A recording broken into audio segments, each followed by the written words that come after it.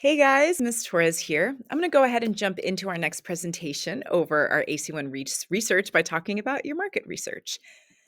So once again, overview is basically going to be the same thing. You guys can go ahead and click on these links on your own through the presentation if you want to jump ahead when you're doing your own, but we'll just get started with the what and the why, which is always important to have.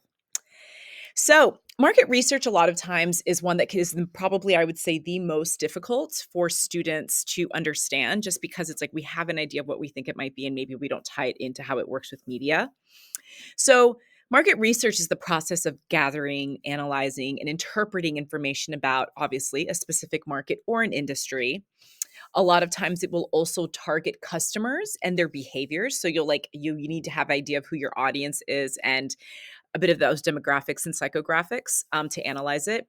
Competitors is huge in the strategies and also market trends and opportunities. Okay. So when you understand what makes something popular within this market or whatever you're working with, it then will end up helping you and create a successful product.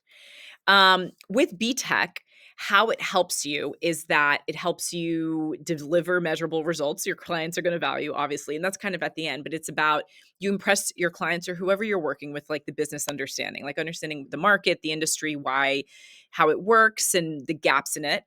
Helps you make strategic creative choices based on the evidence, which is your research. Speak with confidence about your creative decisions, because when you can have data and facts that backs up why you want to promote something on TikTok rather than promote something on YouTube, then you really are showing your client that you know what you're talking about, and then you can create work that actually works. So this is all useful. Just makes you look really smart. So key areas of market research, some things for you to look into.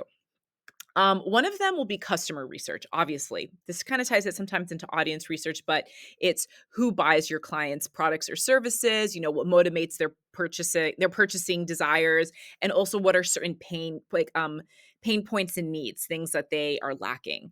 And then from there, then you can see who your competitors would be. So if we're talking about, let's say, if you have a client that offers a service around mental health, or even it could be you're making a video for your English teacher for AP English, and you want to see what maybe another English class is more popular. Well, why? What do they have? What do they offer? What makes them different? Okay. Does your competitor position themselves? And as well, what creative approaches do they use in promoting themselves? And then you can go into the industry, right? What trends are shaping the market? What's challenges that face the industry? And also, what are some opportunities that are emerging? It doesn't matter what you guys end up studying after this. I will definitely say understanding competitor and industry research is useful in so many avenues, from education to business to fashion, social media. So these are skills that you guys can apply to so many things. All right, beyond BTEC in this assignment. So when you do your market research, you want to make sure that you're answering at least these 5 questions. One is, who is the client trying to reach? Okay. That's answered with your demographics and psychographics, which you should have done in your audience research. 2, what does the audience actually want or need? So that's really pointing out those pain points and desires, those things that are lacking that you can fill that need. 3, where does the audience look for solutions? So that's when you can start to look at platforms, social media, different kinds of channels, people that they would follow, influence brands that are popular. 4, how do competitors appeal to this audience? So that's a lot about the messaging and the positioning of their products and services. And 5, which is a really important thing, of unique selling point. Why would someone choose your client over alternatives? So once you have all of that, you can pick that unique selling point, and oftentimes a unique selling point is what makes something stand out. For the market research process, it's good to approach each process by asking, like, what do you know for sure? Those are your facts. What do you think you know? Assumptions to test.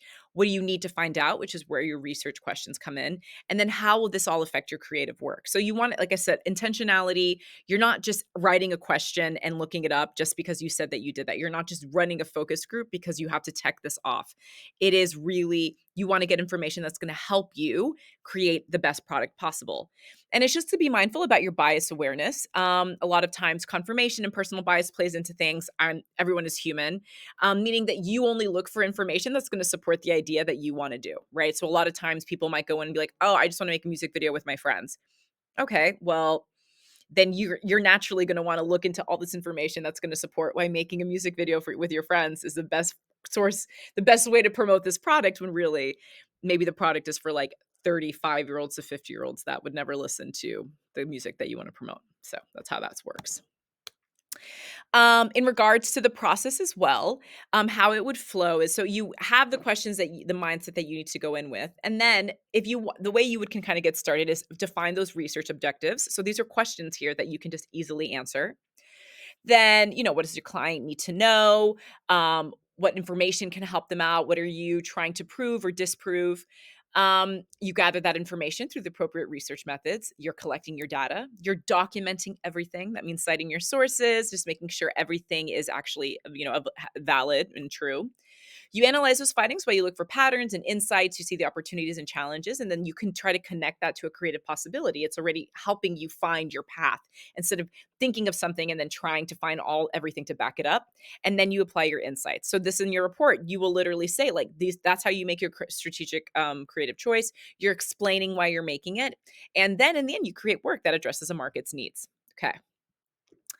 Some ideas for research methods and tools that you can use, and you'll find that a lot of these do tie into the stuff that you do with your audience research.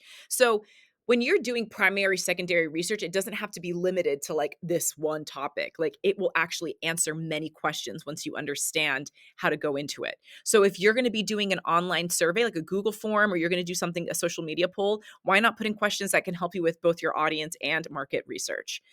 Digital analysis. This is a really great one to get from your client if you ever can. If they have any kind of social media, any website, let's say they have a Google review, these kinds of things, if you can ask them for engagement analysis, traffic analysis, website traffic analysis, online review, these give you so much information because it's actual like showing what they have already and where they can go.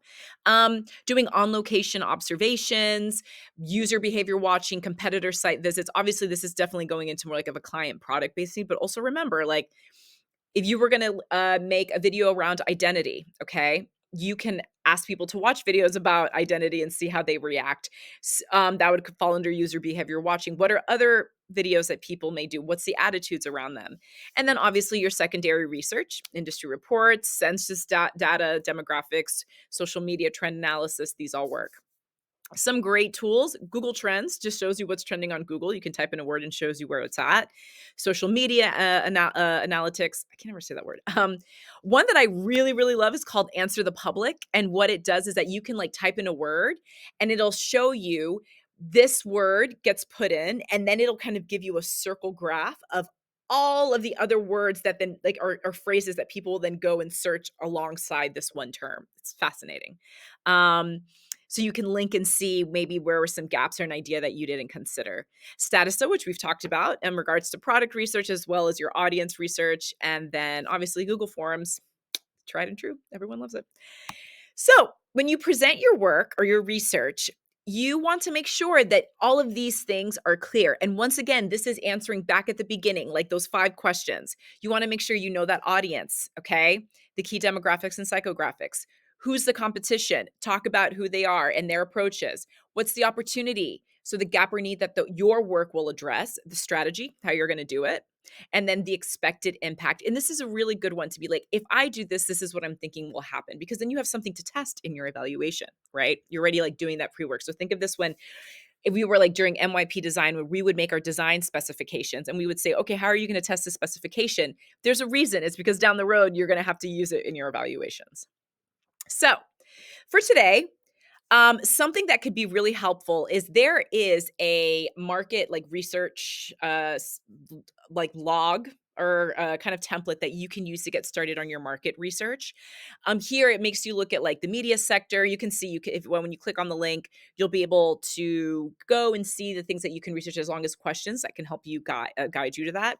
And as well, you do need to do a media analysis. All right, there are different media products that you can look at to give you some information, and this also can fall under your market research.